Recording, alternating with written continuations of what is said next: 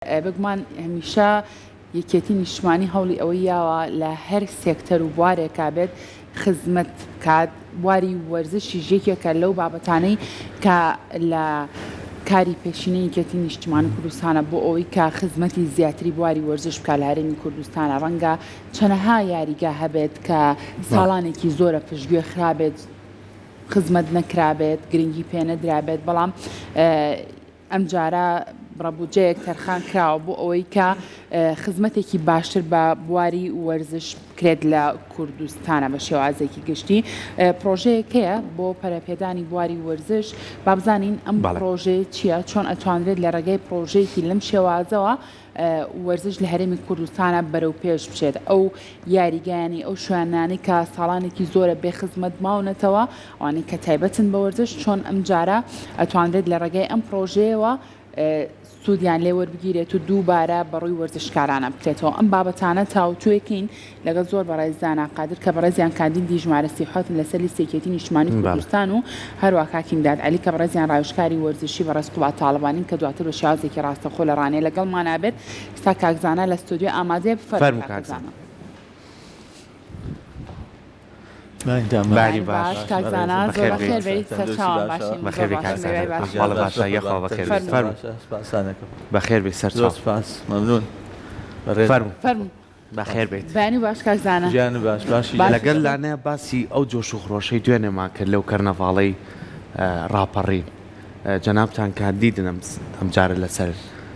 لیستی 129 یەکێتی نیشتمانی کوردستان. پێشوی بچینە لای بابەتەکەمان، چەند ساڵێکە لە بواری وەرزشە خۆت کارەکەیت و خزمەتەکەی لەگەڵ هاوڕێکانتە. ئەم جارە خوێنێکی گەرم، ڕۆحێتێکی گەرم، هەستێکی جیاوازتر هاتوۆتە پێشەوە. تۆ پەیامت چییە لەگەڵ ئەم جۆش و خڕۆشەی حاڵاتیانە؟ بەڕاستی من ینی زۆر کار لە بانگەشەکەشمە ئاماژە بەوە بکەم کە ئەگەر 2 ساڵ لەمەوە پێش 3 ساڵ لەمەوە پێش بالوانێ من خۆم کاندید نەکردایە. بۆچی؟ کە ئاراستەیەکێتی ئاراستەیەکی تەندروست نەبوو. بەڕاستی ئێمە کە ئیشمانە کرد لەگەڵ ئەو برادرانە زۆر جار کە داوای مافی خۆمانمانە کرد کە تووشی مناقەشە ئەبووین، تووشی کێبڕکێ بووین، لێرە پیانەوەتین بۆسن مناقەشە مەکەن، ئەوە مەکەن. بێهیوایەک بوو لە ناو ئێمە. بەڕاستی ئەو بێهیوایە ناخۆش بوو بۆ ئێمە، وەکو بەرپرسانی وەرزشی کە حاڵەتێکمان نەبوو غەدرمان لێکرا، نادادیمان بەرامبەرەکرا، بەرامبەر بە سنوورەکەمان، بەرامبەر بە ئێمە نەشمانەتوانی قسە بکەین. بەڵام ئێستا خۆشبەختانە کە ئاراستەیەکی تازە، بۆچوونێکی تازە، سەرکردەیەکی تازە، گفتارێکی تازە، کردارێکی تازە. ئەمەوا لە ئینسانەکە کە هیوای بێت کە بەڕاستی ئیتر ئەم نادادیە، ئەم نایەکسانیە، ئەم غەدرکردنە لە ئێمە و لەم سنوورە و لەم دەبەرە کۆتایی پێبێت. یعنی بەڕاستی من بەو ئومێدە هاتمە ئەم پرۆسەیەوە کە ئەم ئومێدە هەیە بەڕاستی لە ئێستاە. نەک گەنجان ئێمەش وەکو بەتەمەنان ئەو ئومێدەمان هەیە کە بەڕاستی کۆتایی پێبێ ئەو نادادیە، ئەو دڵمەی لەم دەبەرە ئەکرێ، لە وەردشی ئەم دەبەرە ئەکرێ، لە کەسایەتەکانی ئەم دەبەرە ئەکرێ. بەڕاستی حەقیەوەی وەکو کاک با بڵەڵێ ستۆپێکی پێ بکەین و بەڕاستی ئەم ڕێڕەوی حکومڕانیە سەقەتە ناتەندروستە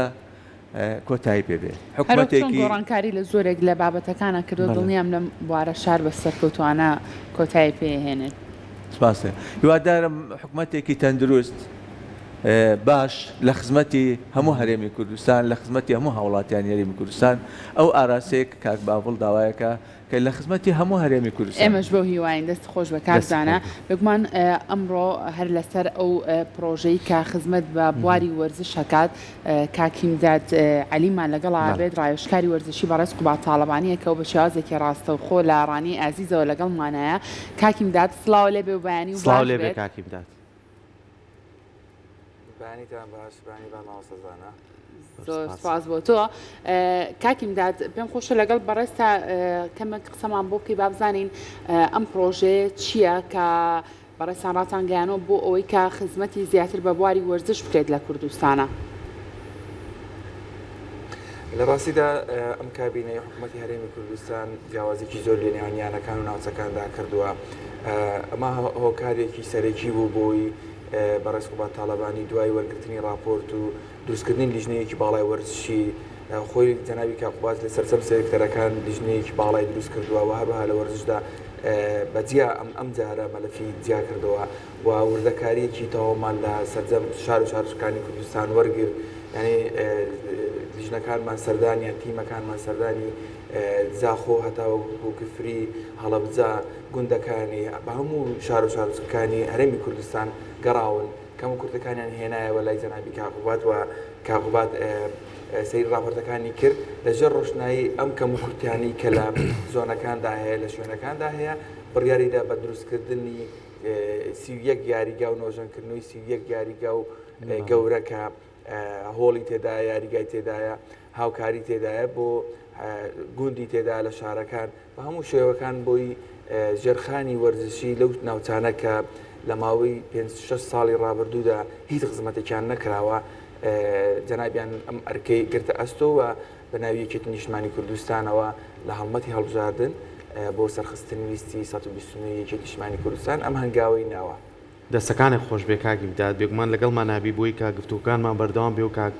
زاناش لای ئێمێ کاک زاناکە لەسەر ئەو پرۆژەی بەڕێز قوبات تاالبانی کە پلانی بۆ داناوەکە ئەو یاریگەیانە یاخۆ ئەو شوێنانەی کە لە ناوچەکانە بوون چەند ساڵێکە پژگوێ خراوە و نۆژەن نەکراوەتەوە ئەم پرۆژەیە تا چەند واکە وەرزشەوان گەنجان بە دیوێکی ترا بێنەوە ناو بواری وەرزش و ورەیەک و ئیتیمایەکی جیاوازتریانە بێت ئەگەر پێشەوە پرسیارە باس لەوە بکەین ڕۆڵی ژێرخانی وەرزشی بۆ وەرزش چییە؟ بەڵێ ئەگەر ژێرخانی وەرزشی نەبێ ناتوانانی وەرزش بکەی ناتوانانی وەرزش پێشخەی ناتوانانی تەندروستی خەڵک باشکەی ژێرخانی وەرزشیە لە هەر شار و لە هەر قەزا و لە هەر ناحیە و لە هەر دیهاتێکە سیمای شارستانی و ڕۆشنبیری ئەو شوێنەیە بەداخۆی ئێمە شارەکەمان ناوی شاری ڕۆشنبیری بوو ڕۆشنبیری خۆی دوو جەمسەری سەرچێگرێتەوە هونەر و وەرزش وەرزش لە کایەکی گرنگی ڕۆشنبیریە هەر لە دستوری عێراقیشە کە باس لە وەرزشەکە لە مادەی ڕۆشنبیریە هاتووە ئەوای حکوومەتی هەرێم گرنگیەکی زیاتر زۆرتر چاکتری باشتری باە بەم شارە چکە ئەم شارە بۆ خۆی شاری هونەر و وەرزشە هەتا ئەم دەسەڵاتە بەڕاستی ئەم حکوومەتی کابینەی پێشوو نەبوو کە تایکێتی دەسەڵاتدار بوو ئەم شارە ئاوەدان بوو یعنی کە یاریگان لێرە هەبوو هۆڵەکان لێرە ئەبوو چالاکی وەرشەکان لێرە بە ئێستاشەوە عێراق کوردستان حەزەکەن چالاکیەکانیان لە سلەیمانی ئەنجام بن سلەیمانی سیمایەکی ڕۆشنبیری سیمایەکی وەرزشی جوانی تایە ئەگەر یاریگان نەبێ هۆڵ نەبێ پێداویستی بڵێن ژێرخانێکی وەرزشی تۆکمە نەبێ یەکەم وەرزش ناکرێ دووهەم وەرزش پێش ناکەوێ سێهەم شێبرخی وەرزشی ناکرێ کەواتەم پرۆژەیە تا چەند لە خزمەتی ئەو ژێرخانەیە کە لە چەند ساڵی ڕابردووە پاچی کەوتبوو ئەم پرۆژەیە بە دڵنیایی من ناوڕۆکی پرۆژەکە نازانم بەڕاستی کاکیمداد باشتر دەزانی چکە من ئاگام لەو پرۆژەیە نییە بەڵام تەرخانکردنی ئەو بڕەپارەیە و ئێمە کێشەی چیمانەیە ئێستا تەسەورەکەی لە زۆربەی شارەکانی عێراقکە بە هیچ شێوەیە ناگەنە ڕوبعێکی سلەیمانی لە هەموو شارەکان یاریگای نێودەوڵەتی تۆکمە و باشەیە بەڵام لە سلەیمانی یاریگایەکی نێودەوڵەتیمان نییە لە کاتێکا کە ئێمە لە سلەیمانی پێشەنگی وەرزشین پێشەنگی ژێرخانی وەرزشین لە هەرێمی کوردستان و لە عێراق ئێستا هەموو شارەکانی عێراق و کوردستان بەهۆی ئەو دەسەڵاتەوە یاریگانێ زاخۆکە کە شارۆچکەیەک بۆ کاتی خۆی لە چاو سلەیمانیە شارێکی گەورە و ناودارە سلەیمانی زاخۆ یاریگای نێودەوڵەتی بۆ کراوەتەوە لە سلەیمانی یاریگای نێودەوڵەتی نەکراوەتەوە دۆک هەولێر کراوەتەوە لە سلەیمانی حکوومەتی هەرێم نەیکردوەوە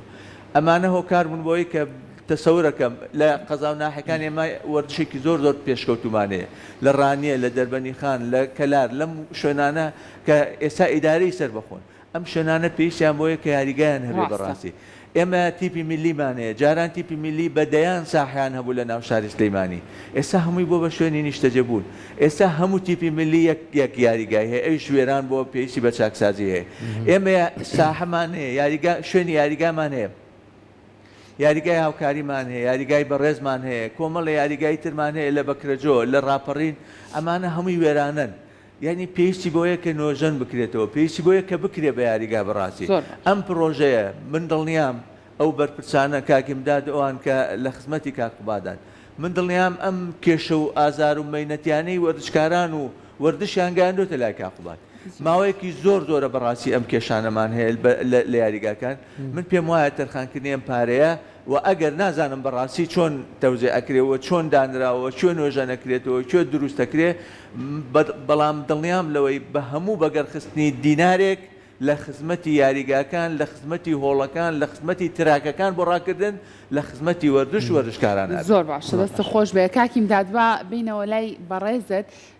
تۆ باسی ئەومان بۆ بکە با بزانین وەکو خۆ دوتت تیمەکانتان سەردانی زۆرێک لە شار و شارۆچکەکانی کوردستانیان کردووە بۆ ئەوەی کە داتایەکی باش کۆ بکەنەوە لەسەرەوەی کە بزانن چ بابەتێک لە بواری وەرزشا پێویستی بە خزمەتکردنە ئەگەر بێت و ئەم پرۆژەی شەڵاکە چۆبواری جێبەجێکردنەوە کە ئەنجام درا بەڕای بەڕێستان تا چەندێک ئەتواندێت کەرتی وەرزش و ژێرخانی وەرزشی لە کوردستانە بەرەو ئاستێکی زۆر باش بڕوات چونکە بەڕاستی وەرزشەوانی زۆر بەتوانامان هەیە یاریزانانی زۆر بەتوانامان هەیە ئەگەر بێت و ژینگەیەکی باشیان بۆ فراهم بکرێت دڵنیام لە ئاستێکی زۆر باشترابن ئەم پرۆژێ تا چەنەگە بێتەوە کارێک بۆ بەرەو پێشچوونی کەرتی وەرزش زیاتر لە ڕاستیدا ئێمە لە سەرجەم شارۆچکەکان وەکو وتم کە راپۆرتەکان هاتنەوە کە گەیشتە بەردەستی کاکوباد دوای دیراستەکردنێکی ورد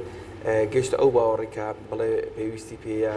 نۆژەنکردنەوەی یاریگاکان هۆڵەکان تەنانەت دروستکردنی یاریگا لە کۆمەڵێک لە شوێنەکان ئەویش بە بڕی 3 میلیارد دینار هەر لە کەفری تاوەکو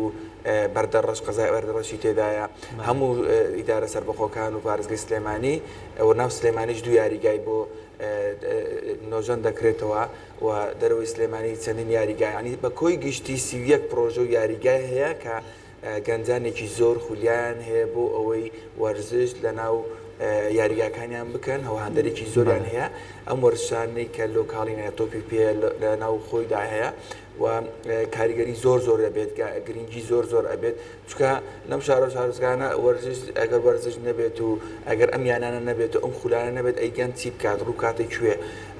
هەر ئەوەیە کە یاریگان هەیە و دڵێکی زۆریان پێخۆشە بۆیە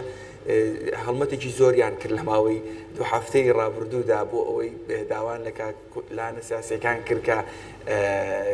یاریگاکانیان بۆ نۆژەن بکرێتەوە بۆی خولەکانی تۆپی کوردستان لە ناو یاریگاکانیان بڕوە بە تایبەتی خولی نایب ئەو یانانەی کە لە خولی نایبدا هەنا بۆیە ئەمانە هەموو کاکوباد لە بەرچاوی گرت و ئێمە ڕاستپارت لەسەر ڕۆژی پێشووتردا بۆی راپۆرتێکی بۆ ئامادە بکەین راپۆرتەمە ئامادە کرد و خستمانە بەردەستی و بڕیاری لێدا کە بڕی 3 میلیارد دینار بۆ ژێرخانی وەرزش دەرخان بکە ئەمە کۆتا هاوکاری نابێت بەڵکو کاکوباد پشتیوانی زیاتر بە وەرزشدا بەڵام بێت وەرزوانانیش پشتیوانی پرۆژەکانی کاکوباد بن بۆی ئێمە بتوانین لەم هەڵبژاردنەی ئێستادا زۆرترین کورسی بهێنی بۆی بتوانین زۆرترین خزمەتیان بکەین بۆی بتوانین کە یاریگای نێودەوڵەتی لە سنوورەکەماندانە لە پارێزگای سلێمانیدا نییە بتوانین ئەمەش بکەین کە لە بەرنامەیدا جەنابی کاکوباد لە داهاتووکی نزیکدا ئەم پرۆژەی ڕابگەینێک کە دروستکردنی یاریگای نێودەوڵەتی لە پارێزگای سلێمانی ئەمە جیا لەم پرۆژەی کە ڕاگەیەنراوە کاکیمداد بەڵێ بەدڵنیاییەوە ئەوشمان ئامادە کردووە چەند تێبینیکی ماوە لەسەری لە ڕێگەی کەرتی وەبەرهێنانەوە دەیکەین کە جێگەی هاندەر بۆ سەروی 3500 هاندەرە بێتەوە ئەوە بۆی مامۆستازانە بەرچاوڕوونی جەنابیان ئەمە شەر دەستکەوتێکی گرنگە بێت موژدە ئەدەین بە هەموو وەرزوانان کە ئێمە کاکوباد خۆی جددیە لەسەر بەدیهێنانی ئاواتەکان و خەونەکان و پشتیوانانی وەرزش و لە ڕابردوشدا کەممان نەکردو بۆ وەرزش بەردەوام پشتیوانیمان کردووە و تیمەکانمان لە ئاستی نێودەوڵەتیدانە چەندین یاریزانمان گەیاندووە بە ئەستێری وەرزشی و لە دەرەوە پشتیوانیمان کردووە بۆی ببێ بە ئەستێرەیەکی وەرزشی و بتوانێت لە داهاتووی خۆی بنووسێتەوە زۆر باشە لەگەڵەوەی کە لەم کاتێک کە هەڵبژاردنە ئەوە نەبێت کە بە لایبینەرەکانیشمان ڕوو بێت کاکوبادەم پرۆژەی ڕاگەاندۆ لە بەرخاتریەوەی کە دەنگانە نەخێر لە ڕابردووشە لەسەر ئاستی تاکە کەسی کاکیمداد چەندین کەسە بۆ پاڵەوانێتی لەرجوانی بۆ ئەو پاڵەوانێتیانەی لە ئاسیا بەڕێوە چووە هەندێک لەو تیمانەی کە لە عێراقەوە گە نەیانتوانێت بێت دەستیان بگرن بەباشی پشتگیریان بکەن کاقوبال لەسەر شخصی خۆی پشتی گرتوون بەڕاستی بۆی کە بتوانن ئەمان بەشداری بکەن و وەگەڕایشنەتەوە بە دەرەنجامێکی زۆر باش بۆ ئەوەی کە پلەیەکی باش بەدەست بێنن ئەگەر ئەم هەوڵانە بەردەوام بێ لەم پرۆژەیە تا چەند ورەیەکی باشتر بۆ گەنجان تا چەند بۆ ئەو ئاستانەی کە لەناو ئەم هەرێمەی خۆمانە هەیە و بە تایبەتیش بۆ ئەم دەڤەرەی خۆمان ئەگەڕێتەوە و گەنجان زیاتر پشت بەست بن بەوەی کە هەوڵەکان هەیە بۆی کە خزمەتیان بکرێت.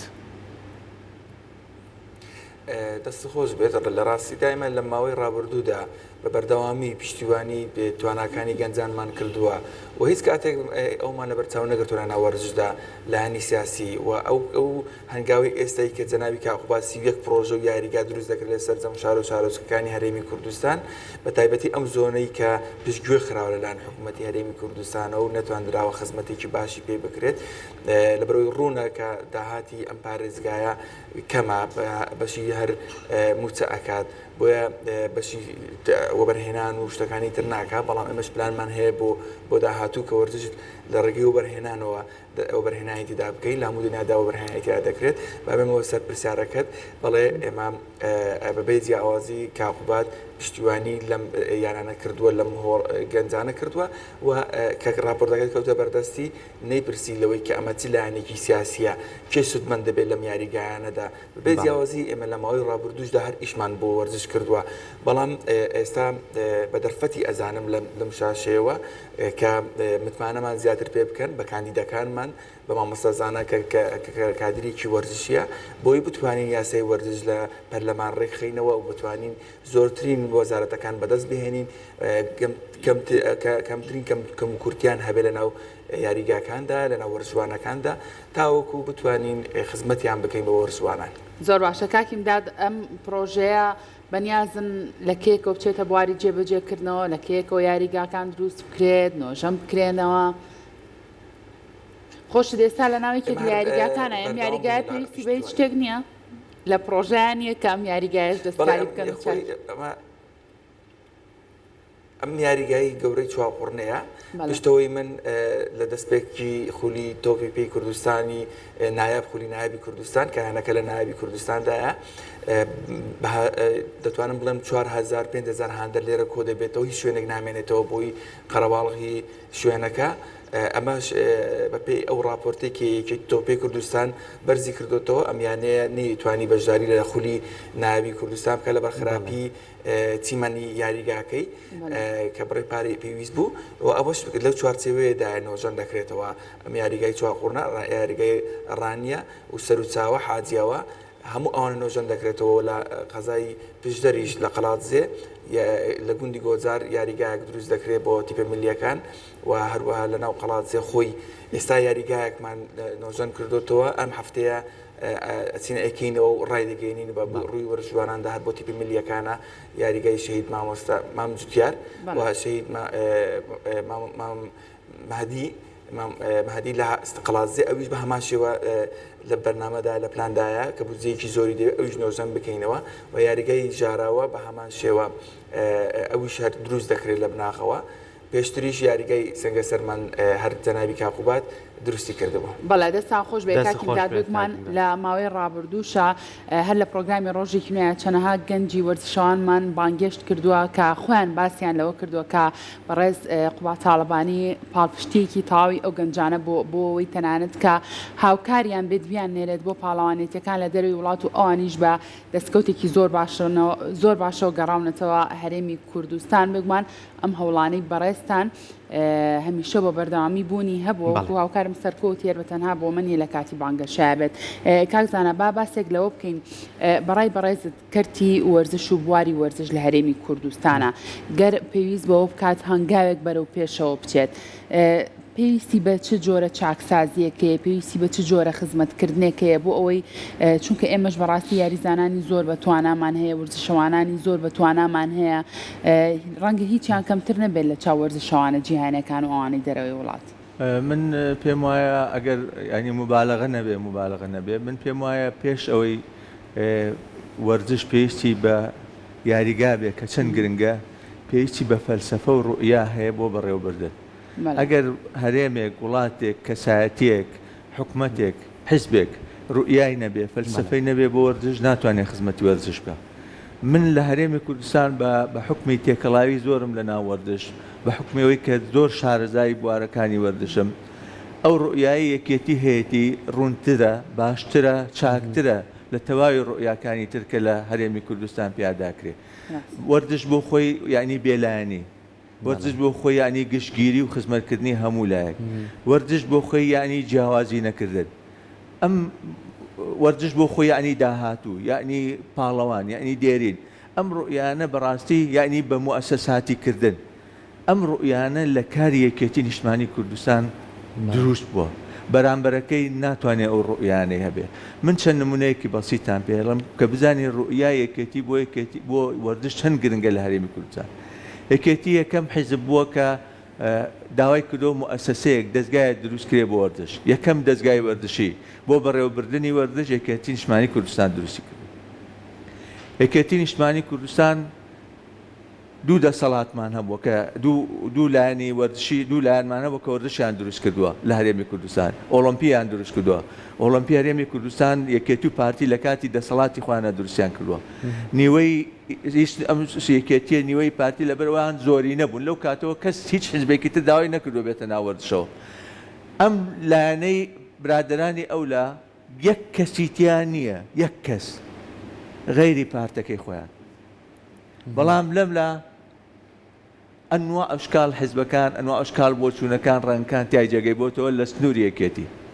یەکێتی توانی بەس کادرەکانی خۆی ئەندامەکانی خۆی پۆست و پلەیان باتێ. بەڵام هاتووە ئێمە لە ناو دەسەڵاتی وەردشی یەکێتی خەڵکی تایە سەر بە پارتی دیموکراتی کوردستانە. زۆر ئاسایی مەهامی خۆشیەکە. بەڵام لەو لاشتیوانە ئێمە شتێکی ترمانەیە مؤسسەیەکی ترمانەیە تیپە میلەکان کە تیپە میلەکان کارێکی خۆبەخشە وە کاریگەترین و زۆرترین چین تای کۆبەوە. این کە ئەڵێ تیپی میلیانی دەکەس کۆ بنەوە لە گەڕێکێکا و تیپێ دروستەکەن. ئەم تیپە میلیە لە سنووری ئێمە یەکێتی نیشتمانی کوردستان بەس پشتیوانیەکە. بەس پشتیوانیەکە بەبێ ئەوەی ڕەبتی بە مؤسسەیەکی حیزبیەوە. پەیوەستی نەکرۆ بە مؤسسەیەکی حیزبیەوە. یەوە تیپە میلەکان سەرجەمیان لەوانەیە بڵێم لە 180 کەمتری زیاتری حیزبینین سەر بە یەکێتی نین. ڕاستە یەکێتیانتیایە بەڵام هەموو جۆرە حیزبێکە یەکێتی ساڵانە لەسەر بودجەی خۆی کە ئەمەیشی حکومەتە خولیان بۆ کاتەوە خزمەتیانەکە یاریگایان بۆ دابینەکە پارەیان هاتێ بۆ داوەری و بۆ ئیدارەدانیان کەلوپەلی وەرشیان بەسەر بەبێ ئەوەی بپرسێت تۆکەی بەڵام لەو لاوانە لەولا ڕەبتیان کرۆ بە مؤسسەیەکی حیزبیەوە وەکە خولەکانی ژەکرێتەوە تەنها تیپە میلەکانی خۆیان بەشداریتیاکەن. لێرە ئێمە دامی هەموو پاڵەوانێکیان کردووە لە سنووری یەکێتی. هەر پاڵەوان بوو بێ هەر تیم بوو بێ تیمێکی پاڵەوان بوو بێ بۆ هەر شوێنێک بێ پشتیوانیان کردووە هاوکاریان کردووە کە تیمەکانیان نردۆنیان وتۆ ئەمە چ ڕەنگێکە چ کەسایەتێکە بەڵام لەولا زۆر جیاوازیان کردووە. یعنی ئێمە تەسەور کە لە پاڵەوانێتێکە کە دە کەس شمولی کردبێ ئەگەر دوو کەسی خەڵکی ئێرە بوو بێ ئەوان پشتیوانی داراییان نەکردووە لەبەرەوەی لە سنوورەکەی خۆیانە نییە. بۆیە ئەم ڕوئیایە ئەم بۆچوونە هانمانەدا کە بەڕاستی ئێمە پشتیوانی لە یەکێتی نیشتمانی کوردستان کەین و دەنگی بدەینێ و ئەو ئاراسەی کە هەیە لە بواری وەردش هەوڵ دەینە و ئاراسەیە زاڵ بێ. ڕاستە ئەو پارەی زۆرترە ئیمکانیاتی زیاتر لە بەردەسا بووە هەموو مقدراتی حکومەتی بۆ خۆی بەکارێناوە. ئێستا من بەڕاستی من سەرسامم بۆی کە کاکوبات لە بودجەی خۆی یعنی وەکو حیزب ئەم کاراکە ئەمە کاری حیزب نییە بە حەقەت پێ بڵێم. ئەگەر کاکوبات ناچار نەبێ بەو کارە گەنجەکان زۆریان بۆ نێ نابێ ناڕەحەتەکان زۆریان بۆ نێ نابێ ئەمە ئیشی حیزب نییە بێ یاریگا لە بودجەی کادرەکانی خۆی ئەو بودجەی کە لە حکومەت وەریەگرێ لەم لاو لەلا کۆیەکاتەوە بێ یاریگای پێنۆژن کاتەوە پێ یاریگای پێ دروستکات لە دنیا شتیوانە ئەوەی کە ئەبێ ئەم کارە بکە بێ حکومەت بیکە. ئێمە حکومەتێکمانەیە بودجەی زەبەلاحی بۆیە لە بەغاوە حکومەتێکمانەیە داهاتێکی خەیاڵی لە فرۆشتەی نەوت داهاتێکی خەیاڵی لە زەریبە بڕۆ لە نووسیگەکان پرسە بدان چی زەریبە بڕۆ سەردانێکی دایرەکان کە چی زەریبە لەو خەڵکاسەنێ داهاتێکی زۆر هەیە لە گومرگ ئەم هەموو داهەتی ئەوەیە تۆ خزمەتی گەنجی پێ بکەیت بێ ئەو یاریگانەی بەبێ جیاوازی پێ نۆژن بکەیتەوە یعنی بۆچی یانەیەک لە زاخۆ داهاتی ساڵانەیە گاتە 10 بۆ 15 ملیار دینار ملیار دینار بەڵام گەورەترین یانە لای ئێمە ناگاتە 120 ملیۆن دینار یعنی ئەم جیاوازیە لە پارەی حکومت ئەمەیە کە کاکوبادی ناچار کردووە بەڕاستی کە ناچار بێ لە پارە و بودجەی حزبی ئەم مبتەلەکاتانە جارێکتر نۆژەن کاتەوە دروستی کاتەوە بەڵام من داواکەم لە گەنجان لە وەردشکاران لە وەرزش دۆستان لە هاندەرانی وەرچی بەڕاستی ئەم جارە دەنگ بن بە یەکێتی نیشتمانی کوردستان دەنگ بن بە کاندیدەکان یەکێتی نیشتمانی کوردستان بۆ ئەوەی ئەم سیستەمە بگۆڕین بەڕاستی سیستمێک بێتە ئاراوە کە حکومت خاوەنی هەموو وەردشکار بێ لە کفری بۆ زاخۆ جیاوازی نەکات لە بینی یاریگاکان یاریگایەکی نێودەوڵەتی دروست نەکات لە شوێنێکە هاندەری تیانە بەڵام ناوچەی گرنگ و زەرورمان هەیە پڕێتی لە هاندەر و یاریزانی باش ئێمە ناتوانین یاریگایەکی بۆ ئەمەش پێمووی پێویستی بە ئازادی و دیموکراسی هەیە ئەو ئازادی و دیموکراسیش ئەوش پەیوەندی بە ئەوەیە کە ئەیبینین یعنی من پێم خۆشە کاگیمداد ئێستا گوێبیستمانە کاگیمدادەوەی کاکزانە ئێڵێ ئیشی کاقوباد نییە شخصی خۆی ئەم ڕۆژانە بکات بەڵام کردی لەبەرەوەی ڕۆژانە زۆر بە ئازادانە جلی کوردی لە بەرەکە و ئەچێتە هەموو ناوچەکان بەبێ جیاوازی و گوێ لە هەموو چین و توێژەکانەگرێ وە گەنجانیش بەشێکن لەوە جابیریشمان نەچێ ئەمە ئەوە کاکزاناش لێرێ سەرۆکەکەمان خۆی وەرزشەوانە یعنی ئەم کەرتە لەوانەیە زۆر گرنگی زیاتری پێ بدرێ و زۆر کەسیکە هەیە بچێ بۆ هەر شوێنێکە بێ هەفتەیەک جارێ بەس شوێنەکە تەفتیش کرێتەوە کۆ کەساچێتەوێ بەڵام ئەم هەموو ڕۆژێکە چێتە ئەو دەڤەرانە ئەمە وای نەکردووە کە لە نزیکەوە گەنجان بزانن کێشەکانیان چییە بۆیە کاقوباد بڕیاری پرۆژێکی وایەوە دەستخۆش بۆ ئێوە کە مامۆستازانە ڕوونکردنەوەی باشیدا و بەڵێ بێگومان کاقوباد یەکێک لە سەردانەکانی بۆ گوندەکانی شوێنێ و پشدەر و زەڵێ و شوێنە ئەو گوندانی کە سەردەمی شۆڕشی نوێیان جەنابی مامجەلال لەوێەوە ئێستاش ماڵەکەی هەرماوە پاراستویانە گوندەکان لە هاتنە دەرەوەی گوندەکە یاریگایەکی تێکشکاو ئەبینێت کە کۆمەڵێک گەنج یاریتیا دەکەن ئەمە لەم چەند ڕۆژەدا پێشتردا ڕوویداوە هەفتەی پێشدا ڕوویداوە کە ئەبینێت ئەوە دا ئەبەزێت لەگەڵیان و قسان لەگەڵەکەات دەڵێ ئەم یاریگا سەر بەکوێ ئەمەکەی یاریگایە هەموو بۆ هیچ خزمەتێکی نەکراوە دەڵێ حکوومەتی ئاورێکی لە نەداوێنێتەوە هەر لەوێ یەکسەر دەڵێت باشە من بەڵێنتان پێدەم نۆژەنی دەکەمەوە کە یاریگای گۆجارە بۆ تیپە میلیەکان ئەوە ئەمانەی کە جەنابی کاقوباد کردوێتی ڕاستە لە حکوومەتی هیچ هاوکاریەک نەکراوە بەڵام دوای ئەوەری گرت بە تەلەفۆنی بۆ چەند کۆمپانیایە کرد بۆ منە ئیدارەی گەرمیان لە هەڵەبجا لە لێرە لە سلێمانی لە هەموو شوێنەکان لە ڕێگەی کۆمپانیاکانەوە ئەوانی سەرمایهدارە گەورەکان و خۆی لە بودجەی یەکێتی نیشتمانی کوردستان هەموو بە تەواوی تەواو کردیانی ئەوەندە دڵسۆزانە بۆی بابەتەکە هاتە سەر هێڵ بۆ ئەوەی بە زووترین کات دەست بکرێ بە نۆژەکردنەوەی یاریگاکان چونکە بە چاوی خۆی بینی کە چکەم و کورتیەک کراوە بەرامبەر چ زوڵمێک لەم دەڤەرانە کراوە لەم سنوورە کراوە بۆ نۆژەنەکردنەوەی یاریگاکانیان کە لە حکوومەتی هەرێمی کوردستانە من ناسمەوە سەقسەکانی مامۆستازانە بەڵێ جیاوازی زۆر کراوە لەم حکوومەتەدا پێویستمان بۆیە ئەم جارە با تەواوی پلانێکی باشی وەرزشی دابنین بۆی خزمەت بە سەرجەم چنی توێژەکان بکرێت ویش بێگومان سەیری هەموو لانە سیاسەکانکەی ئەم هەنگاوە بە یەکێتی نیشتمانی کوردستان دەکرێت و لە ڕابردوشتا کردوێتی وەرزشکاران لە من لە زمانی من تێگەن کە پێیان ئەڵێم وەرزش ئەبێ بە پیشە کاقوباد بە بەردەوامی هەمیشە وتوێتی وەرزش ئەبێ بکەین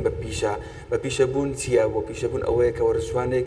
نێت کرێکاری بکات ئیش بکات لە دەرەوە و بەرشەکەی خۆی بکە بەڵکو ئەبێت ئەم وەرزشەی کە ئیکا ببێ بە بناغەیەک بووی بە بناغەیەکی دارایی بەهێز بۆی بتوانێت سەرچاوی ژیانی